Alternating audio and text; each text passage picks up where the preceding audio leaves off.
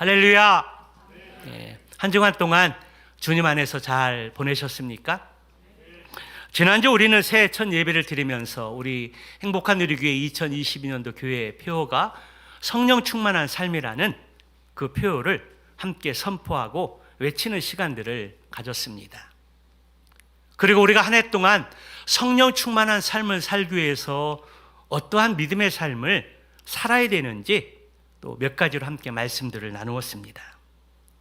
우리가 예수님을 구주로 믿고 또 죄를 회개함으로 예수 그리스도를 마음에 영접하게 될 때 우리는 성령의 내주하심을 통해서 성령을 임재하게 되고 성령의 친례를 받게 된다라는 것입니다.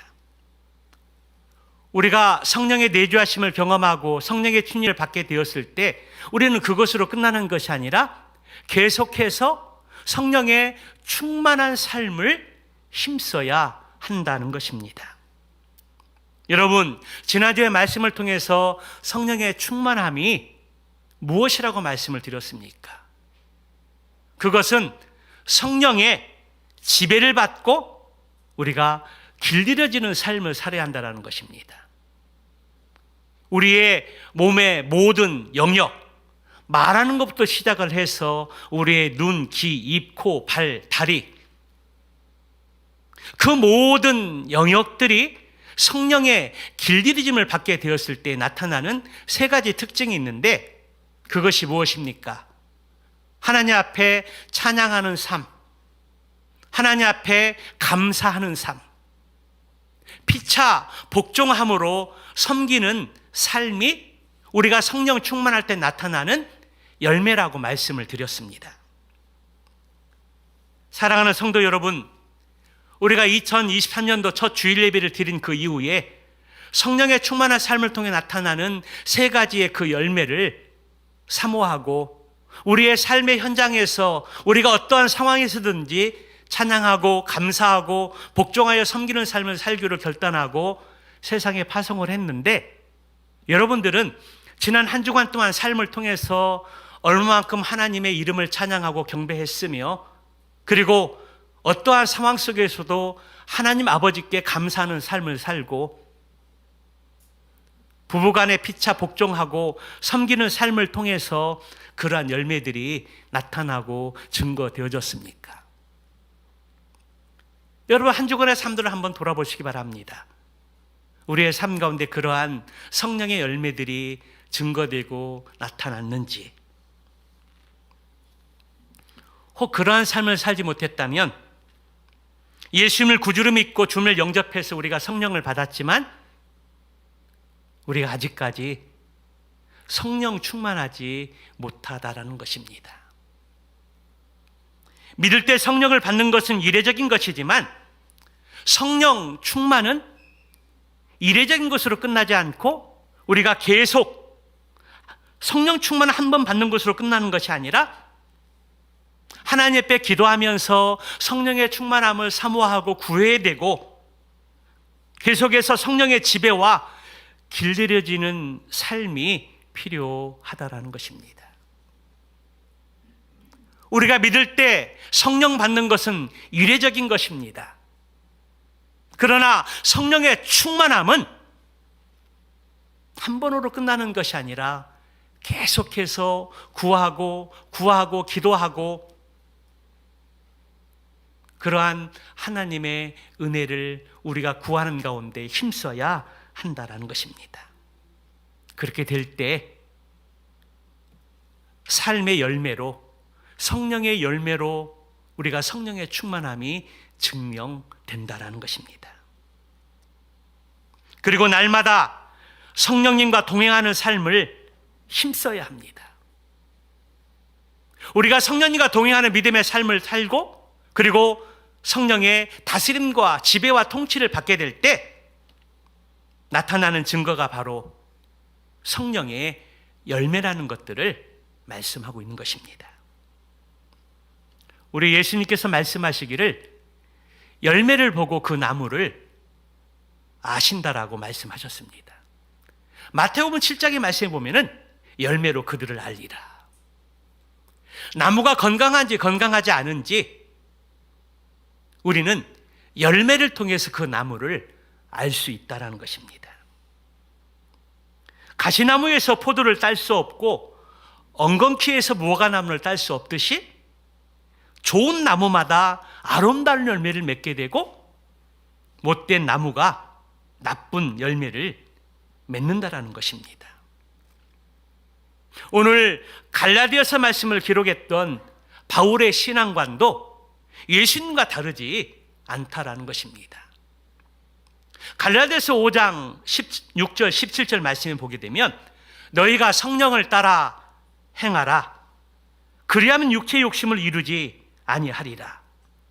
육체의 소욕은 성령을 거스리고 성령은 육체를 거스리나니 이 둘이 서로 대적하므로 너희가 원하는 것을 하지 못하게 하려 함이라. 그렇게 말씀하고 있습니다. 다시 말하면 그 사람의 열매를 보고 그 사람의 성령을 따라 행하는 사람인지 성령 충만한 사람인지 알 수 있고 아니면 자기 욕심을 따라 살아가는 사람인지 알 수 있다라는 것입니다. 우리 속담에 콩 심은 데 콩 나고 팥 심은 데 팥 난다라는 그 말이 여기에 해당하는 말인 듯합니다. 본문 말씀에서 우리가 주목해야 할 것이 있는데요. 성령의 열매를 말할 때 이 열매의 단어가 복수형이 아니라 단수로 되어져 있다는 것입니다. 그런데 이 성령의 9가지 열매들을 말하면서 때로는 단수로 취급하지 않고 복수로 취급해서 말함으로 인해서 이 성령의 9가지 열매가 하나씩 분리해진 열매로 착각하게 하는 경우들이 있다는 것입니다. 그러나 성령의 9가지 이 열매들은 하나하나 분리되어진 열매들이 아니라는 것입니다. 내 취향에 따라서 몇 개만 취사 선택할 수 있는 영역이 아니라는 사실입니다. 이 성령의 열매는 한 묶음으로 되어져 있습니다. 그래서 우리가 사랑의 열매를 맺게 되면 그 나머지 것들도 맺게 되는 것이고 사랑의 열매를 맺지 못하면 그 나머지 열매들도 맺지 못하게 되는 열매라는 것입니다. 이 원리는 우리가 성령의 다스림을 온전히 받고 성령의 인도하심을 따라 살아간다라면 자연스럽게 이 9가지 열매가 맺어진다라는 것입니다. 오늘 본문은 성령의 인도하심을 따라 살아갈 때 나타나는 성령의 9가지 열매들을 나열하고 있습니다. 오직 성령의 열매는 사랑과 희락과 화평과 오래 참음과 자비와 양성과 충성과 온유와 절제니 이 같은 것 범할 법이 금지할 법이 없느니라. 성령의 9가지 열매는 세 범주로 나눌 수 있는데요. 하나님과 관계를 통해서 맺어지는 열매는 사랑과 희락과 화평입니다. 그리고 다른 이웃과의 관계를 통해서 맺어지는 그 열매가 오래 참음과 자비와 양선이고요. 자신의 관계 속에 맺어지는 열매가 바로 충성 그리고 온유, 절제의 열매로 나눌 수 있다는 것입니다. 오늘 성령의 9가지 열매 가운데 첫 번째 열매는 바로 사랑의 열매입니다. 이 사랑의 열매에 대해서 함께 나누게 될 때에 오늘 선포되는 이 말씀을 통해서 성령의 조명하심이 있고 성령의 조명하심을 통해서 이 말씀이 다 깨달아지고 이해되어져서 2023년도 우리의 또 신앙의 삶 가운데 성령의 9가지가 맺어줄 수 있는 은혜가 저와 여러분과 함께 하시기를 주님의 이름으로 축원합니다.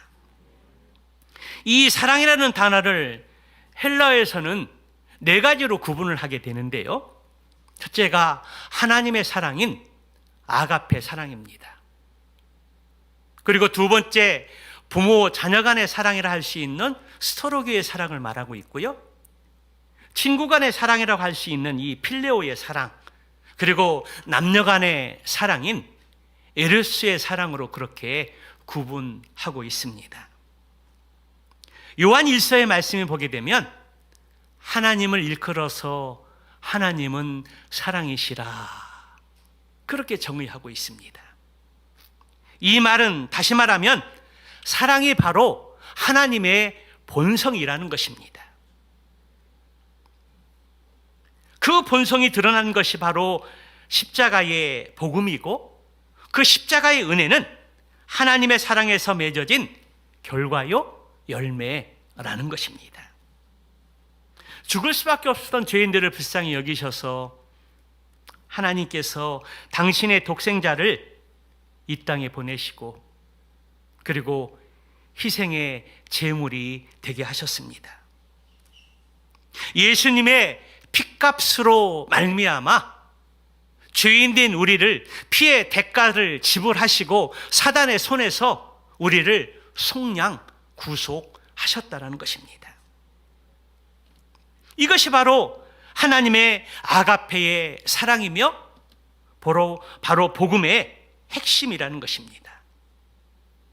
로마서 5장 7절 8절 말씀에 보게 되면 의인을 위하여 죽는 자가 쉽지 않고 선인을 위하여 용감히 죽는 자가 혹 있거니와 죄인을 위하여, 우리가 아직 죄인 되었을 때에 그리스도께서 우리를 위하여 죽으심으로 하나님께 대한 사랑을 확증하셨다, 그렇게 말씀하고 있습니다.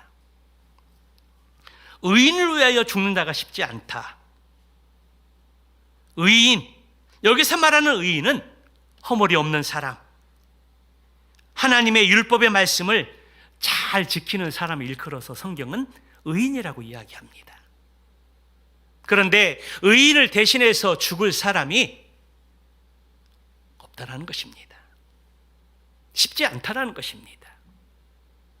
그리고 선인이라는 것은 이웃에게 친절을 베풀고 선을 행하는 사람을 일컫는데요, 선인을 위하여 용감히 죽는 자는 혹 있습니다. 의인을 위하여 죽는 자가 쉽지 않고 선인을 위하여 용감히 죽는 자가 혹 있기는 하지만, 그러나 죄인된 사람들을 위해서, 죄인된 우리를 위해서 죽는 것은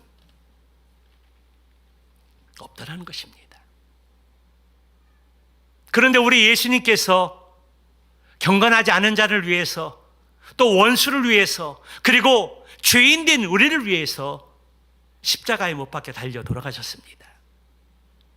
그 사랑이 바로 하나님의 아가페적인 사랑이라는 것입니다. 그러므로 우리가 예수 그리스도를 믿게 되면 첫 번째로 필연적으로 경험해야 될 하나가 경험하는 것이 바로 하나님의 아가페의 사랑인 내적 체험입니다. 로마서 8장 32절의 말씀에 자기 아들을 아끼지 아니하시고 우리 모든 사람을 위하여 내어주신 이가 어찌 그 아들과 함께 모든 것을 우리에게 주시지 아니하겠느냐. 하나님은 전지전능하시는 하나님이시기 때문에 우리를 구원하고 우리를 사랑하기 위해서 다른 방법이 있으셨습니다. 그런데 다른 방법을 쓰지 않으시고 독생자이신 아들 예수 그리스도를 이 땅에 보내주셔서 우리들의 죄를 위해서 십자가에 죽게 하심으로 우리를 구원의 계획을 세우셨다는 것입니다. 그리고 누구든지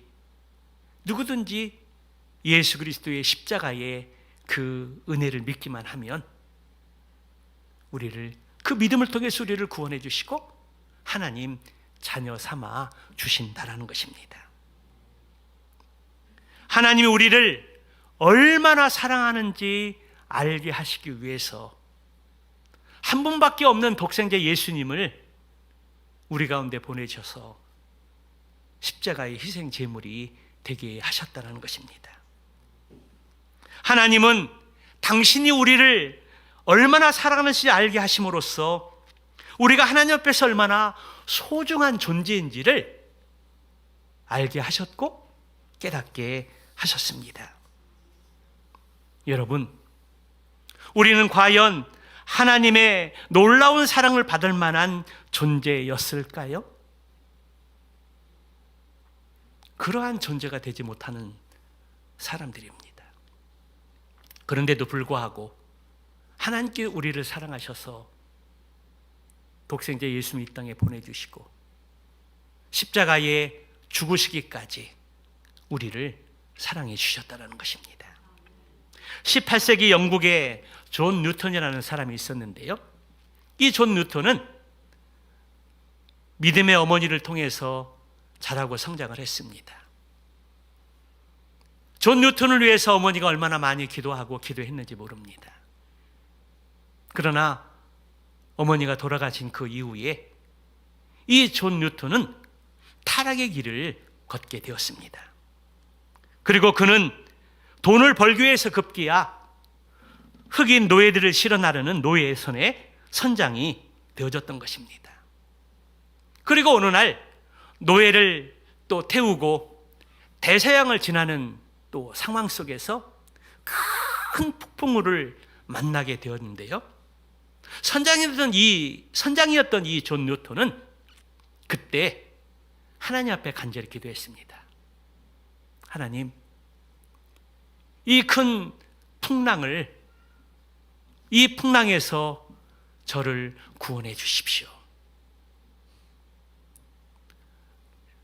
처음으로 하나님 앞에 진실되게 기도하는 시간을 가졌습니다. 그리고 하나님께 그 은혜를 기도의 응답을 들어주셨는지 무사히 그 폭풍우를 지나서 선착장에 당도할 수 있었습니다. 그런데 존 뉴턴은 그 기도의 은혜를 경험하고 하나님 앞에 자신의 인생의 삶과 또 곁길로 갔던 그 인생의 시간들과 그리고 노예를 파는 일에 선장으로서 그 일들을 했던 것들을 하나님 앞에 회개하고 자백했습니다. 그리고 그 이후에 그가 신학교에 들어가서 성공의 주교가 되었던 것입니다. 존 뉴턴의 그 간증을 듣고 그 일대기의 스토리를 들은 영국의 국회의원이었던 윌리엄 윌버푸스는 영국의 노예제들을 폐지하기 위해서 이렇게 국회에서 발언을 하고 무던히 애를 썼습니다. 그리고 오랜 시간이 지난 이후에 영국에서 노예 제도가 폐지되었고 그 이후에 존 뉴턴과 이 영국의 국회의원을 통해서 영국에서 노예제도가 폐지된 그 이후에 세계로 그 영향이 파급되어진 것입니다. 어떻게 보면 이 존 뉴턴을 통해서 노예제도가 폐지되고 또 그런 일들이 일어났던 것입니다. 존 뉴턴이 하나님의 은혜를 경험하고 회개한 이후에 작시 작곡한 노래가 있는데요. 바로 305장의 찬송가인 어메이징 그레이스, 나 같은 죄인 살리신 찬양입니다. 나 같은 죄인 살리신 주의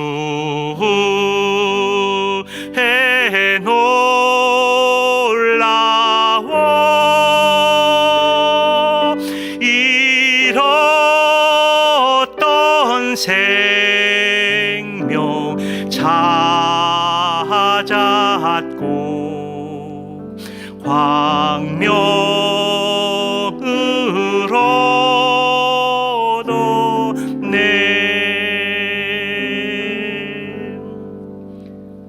그 찬양의 가사에 보면 하나님의 은혜에 대해서 계속해서 찬양하는 것들을 볼 수가 있습니다.